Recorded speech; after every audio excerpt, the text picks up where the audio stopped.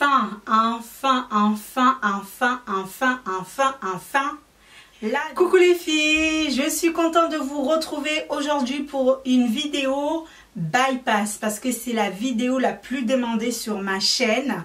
Vous êtes très nombreuses à me poser cette question, à me dire Sakina, fais-nous une vidéo pour nous parler de ton bypass. Donc aujourd'hui je vais faire cette vidéo, je vais essayer de vous expliquer mon parcours parce que ça fait quand même 3 ans que j'ai fait mon bypass, vous donner un peu les points positifs et les points négatifs, et je vous ferai aussi d'autres vidéos pour vous montrer un peu ce que je mange, mon quotidien, ce que je mange et comment je vis en fait tous les jours avec le bypass, surtout quand on est stressé.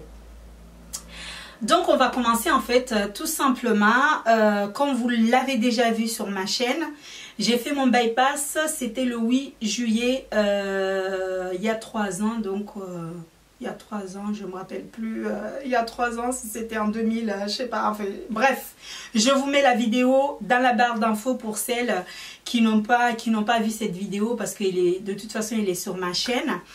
Donc j'ai fait mon bypass premièrement parce que je me sentais pas bien du tout dans mon corps. J'étais très mal à l'aise, je me trouvais pas belle, en fait, je manquais confiance en moi.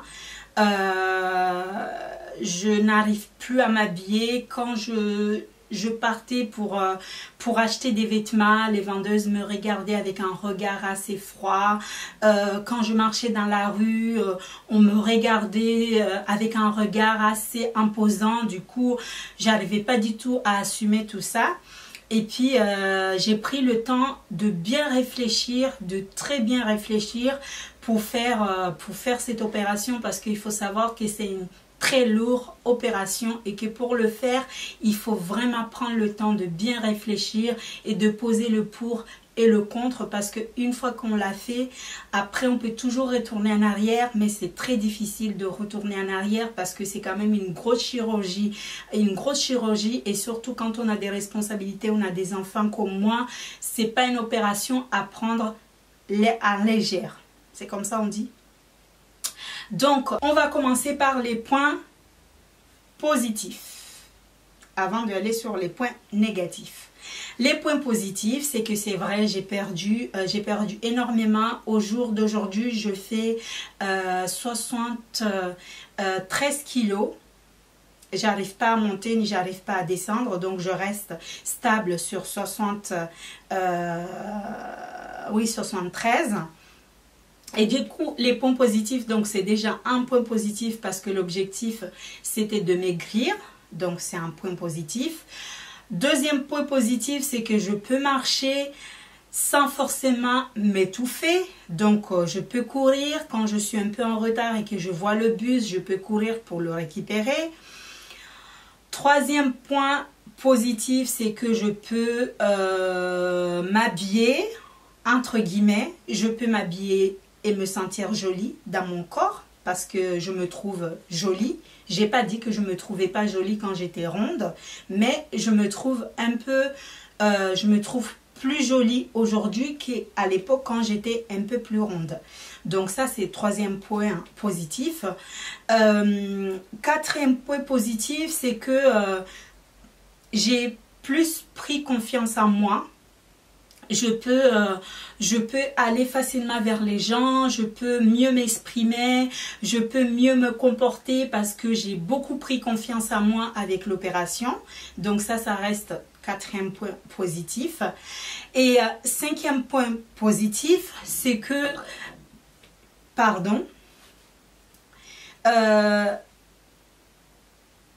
cinquième point positif, c'est que je peux faire plein de choses que je ne pouvais pas faire avant. On va dire par exemple ma vie intime, il y a des choses que j'arrivais pas à faire avant et qu'aujourd'hui c'est plus facile pour moi. Mais je ne dis pas qu'avant quand j'étais ronde c'était difficile, mais je trouve que maintenant j'ai plus de facilité à aller sur des terrains que je ne pouvais pas aller quand j'étais ronde, que aujourd'hui j'arrive quand même à prendre entre guillemets le contrôle de la situation parce que j'ai plus confiance en moi et j'ai ce côté un peu confiance en moi, donc je peux prendre les choses comme ça, comme il faut quoi en fait. C'est ce que j'essaie de dire. Après, les points, ça c'est les points positifs.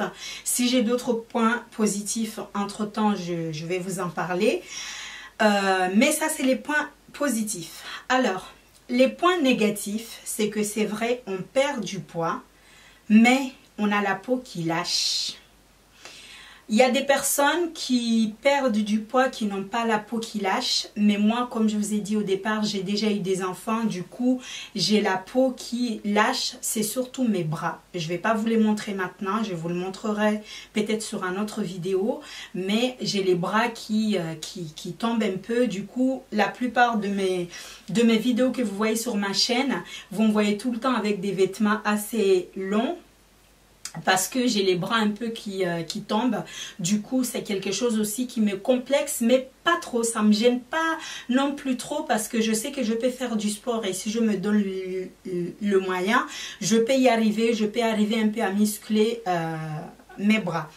Après mon ventre, ça je pense pas que c'est côté négatif parce que ça je l'avais déjà avant même de faire l'opération. Donc j'avais déjà le ventre qui tombait un peu. Certes, aujourd'hui, il tombe un peu plus et il y a plus de poids, mais en soi c'est pas quelque chose qui me gêne parce que je me dis que un jour j'aurai la capacité de me faire de la chirurgie réparatrice et je peux le réparer.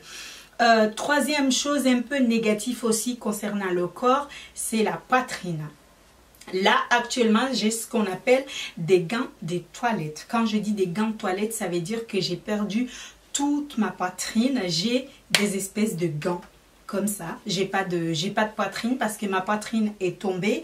Du coup, je suis tout le temps en train de tricher pour avoir un très joli rendu sur mes photos, ou sur mes vidéos, ou quand je sors, je suis invitée dans des événements, donc je triche un peu pour avoir ce côté volumineux que j'ai perdu. Mais on va dire, j'ai pas grand chose et ça, c'est quelque chose qui me gêne personnellement parce que financièrement, je sais que je peux le faire, je peux faire l'opération, mais j'attends quand même un peu de... Il y a d'autres choses qui sont encore priorité que cette partie-là. Alors, quatrième chose négative, c'est la nourriture. Alors là, les filles, ça c'est le problème. En fait, je vous explique. C'est pas compliqué de manger. J'arrive quand même à manger. Dieu merci, je touche du bois, ça va. J'arrive à manger. Mais le problème, en fait, c'est que je mange toute la journée. Je n'ai pas des heures fixes. Parce qu'en fait, le problème, c'est que quand je me pose des heures, par exemple, je me dis le matin, je vais me lever le matin, je vais déjeuner et manger à midi. Si j'ai rien mis dans mon ventre et que je dois manger uniquement à midi, il n'y a rien qui passe. Ça veut dire tout est bloqué, je stresse et je panique et je suis là, je stresse parce qu'il n'y a rien qui passe et ça coince et j'ai envie de vomir. C'est même pas que j'ai envie de vomir, je deviens tout, en fait, je deviens tout rouge. Je suis là, c'est quelque chose qui m'arrive, en fait, qui m'arrive très souvent. Donc je suis là, je tiens quelque part et j'attends quelques secondes que ça passe. Parfois ça prend 30 minutes, 40 minutes, mais je patiente un peu que ça passe. Ça c'est le côté un peu négatif sur la nourriture. Mais après, si par exemple je me lève le matin, je déjeune. Quand je dis je déjeune, on va revenir sur le petit déjeuner. Quand je dis je déjeune, ça veut dire que je me lève le matin, je mange, on va dire comme si je dois manger tous les 1 heure, même les 30 minutes. Mais il faut toujours qu'il y ait quelque chose qui rentre dans mon ventre. Il faut toujours qu'il y ait quelque chose qui rentre dans mon ventre. Parce que dès qu'il n'y a pas quelque chose qui rentre dans mon ventre, le moment où j'ai envie de manger, ça bloque. Ça bloque. Par exemple, je me lève le matin, je vais au travail. Avant de partir, je mange. Je mange, quand je dis je mange toujours de la nourriture lourde. Et quand j'arrive au boulot, je sais que je vais manger par exemple vers 15 h, vers 14 h. Il faut que pendant ce temps, je vais tout le temps grignoter, je vais tout le temps grignoter quelque chose. Parce qu'en fait, chaque fois que j'essaye de faire attention et de me dire qu'il faut que je déjeune, après il faut que je mange à midi, il faut que je goûte à 16 h, il faut que je mange à 20 h, ça ne marche pas. Ça ne marche pas. Du coup, moi, comment je fonctionne? Je fonctionne comme ça. Je mange tout le temps. Je mange. Je fais que manger. Et en faisant que manger, c'est pas bon non plus parce que ça n'arrange pas les choses puisqu'on peut prendre du poids. Mine de rien, on peut prendre du poids en faisant le bypass. Donc, après, la question de la nourriture. Qu'est-ce qui passe? Alors, actuellement, je peux dire je mange tout. Je mange tout, mais quand je mange de la viande, ça passe pas, j'ai mal au ventre. J'ai très mal au ventre, mais quand je le mange, en général, je mange ça quand je suis à la maison le dimanche. Je sais que je vais pas sortir parce que si je sors dehors et que j'ai mal au ventre ou je me sens pas bien, il faut que je reste chez moi, donc je le fais le dimanche. Tout ce qui ne passe pas, je mange ça à la maison tranquille le dimanche, comme ça je sais que s'il y a un problème, je suis à la maison, je ne suis pas à l'extérieur. Donc le lait ne passe pas, je ne peux pas boire du lait parce que quand je le bois, à peine 2 minutes après, je commence à avoir le ventre qui fait... C'est infernal, ça n'arrive pas à passer. Le jus, ça passe...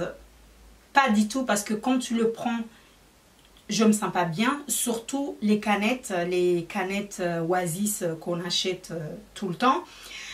Je peux pas manger des trucs avec du noix de coco. Par exemple, quand je mange des sauces avec du noix de coco, c'est pareil. Je plonge, en fait, je m'endors. Ou j'ai mal au ventre, ou j'ai ce truc là qui fait ce bruit, qui fait comme... un mixeur. Je peux pas manger les frites. Quand je mange les frites, c'est pareil. Je peux prendre 2 ou 3, mais c'est pareil. Donc, on revient encore à cette machine-là. Les petits conneries, les bonbons et tout, je mange, mais je mange légèrement. Je n'abuse pas parce que je sais, c'est pareil. Ça me plonge. Maintenant, j'arrive quand même à boire le coca, même si quand je le bois après... j'ai envie de dormir, donc je contrôle. Par exemple, quand j'ai fini le boulot, je sais que je vais prendre le train et je vais faire 30 minutes dans le train. Donc si je prends le coca, je bois un verre, je vais rentrer dans le métro et quand je serai dans le train, je vais dormir un peu, au moins 20 minutes parce que c'est obligé, ça me fait dormir tout de suite. J'ai même pas à chercher midi 14 h, dès que j'arrive dans le train, tout de suite dodo, donc je dors 20 minutes avant d'arriver à ma station. Donc, mais j'arrive quand même à boire. Pepsi aussi, je bois. Alors, Greg, donc j'arrive quand même à manger un peu de Greg. Mais, comment je l'ai dit, en fait, j'espère que vous avez compris. Mais, c'est pareil, je ne peux pas manger un grec entier ni la viande. Donc, je peux manger, mais je sais que derrière, je vais faire de diarrhée ou je vais pas me sentir bien. Donc, je rentre tout de suite après à la maison. Ma caméra, elle va s'étendre dans pas longtemps. J'espère que je vais arriver à finir avec tout ça. Qu'est-ce que je peux pas manger? Donc, le McDo, c'est pareil. Déjà personnellement j'aime pas le McDo, donc quand j'ai essayé de tester, ça passe mais légèrement, mais je peux quand même en manger. Les choses encore négatives, c'est que tout le temps tu dois prendre des médicaments. Donc moi tout le temps je prends des médicaments tous les jours, des vitamines parce que j'ai plus de cheveux. J'ai perdu, on va dire, j'ai perdu beaucoup de cheveux. C'est pourquoi parfois vous me voyez souvent avec mes perruques pour faire mes vidéos parce que j'ai perdu beaucoup d'épaisseur par rapport à mes cheveux. Déjà, j'avais pas grand chose avant l'opération, mais après l'opération, je peux dire que ma tête, elle est pratiquement, en fait, j'ai pratiquement pas grand chose par rapport à ma tête. Je vous ferai une vidéo sur ça pour vous montrer un peu plus l'état de mes cheveux. Donc, je perds énormément et la fatigue aussi.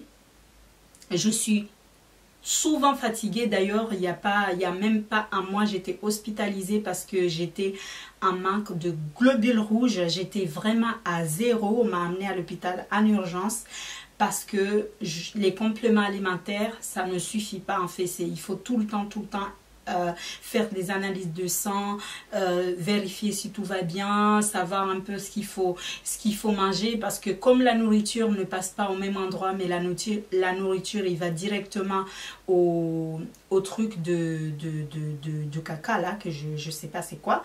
Du coup les vitamines ne rentrent pas du tout dans le corps, tout part directement au WC. Du coup, je perds énormément de vitamines. Donc, tous les jours, il faut que je prenne des vitamines.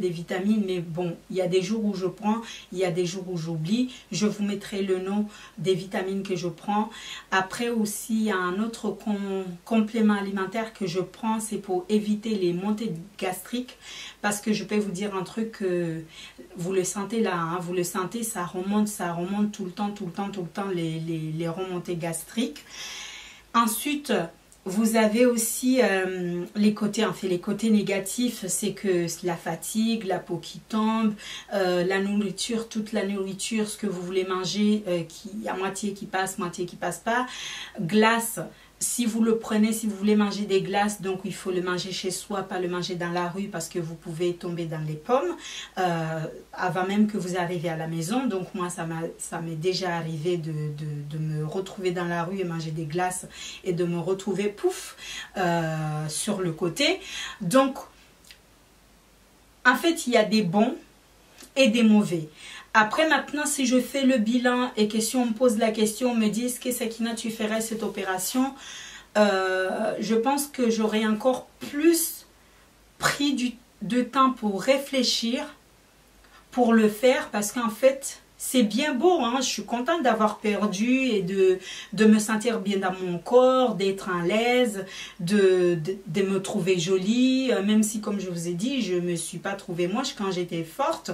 Mais je pense que si je devais le refaire, j'aurais plus réfléchi parce qu'il y a des jours, oui, il y a des jours où quand vous n'êtes pas bien, il ne faut même pas chercher à manger parce qu'il n'y a rien qui va passer.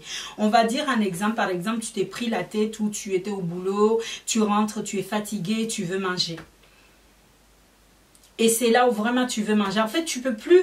En fait, ce que je vais dire, c'est que tu ne peux plus manger comme tu mangeais avant. Prendre une grosse assiette de riz ou une grosse assiette de pâtes ou une grosse assiette de je sais pas. Par contre, les pâtes, ça passe. Ça, il n'y a pas de souci dessus. Vous pouvez mettre tout ce que vous voulez dans les pâtes.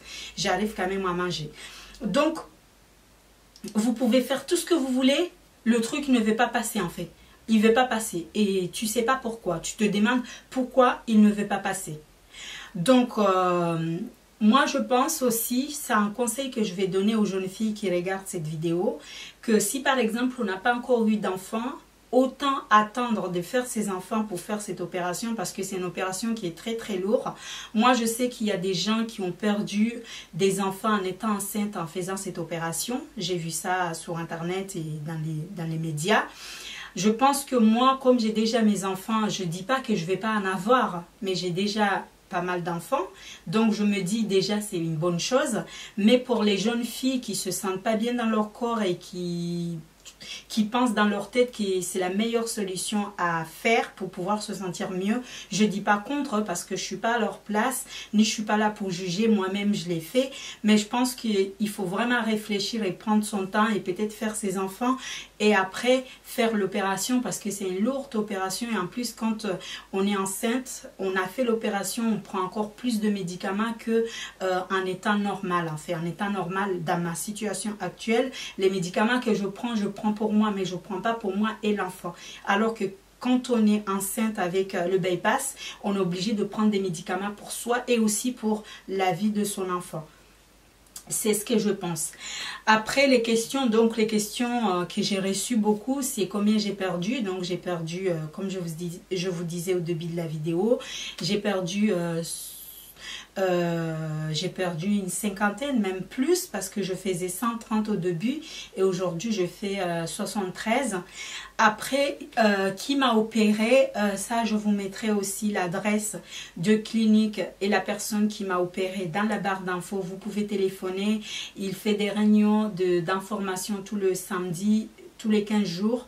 Le samedi, il reçoit les gens, on peut se renseigner. Il y a des personnes qui ont subi l'opération et qui viennent témoigner pour parler un peu de leur parcours.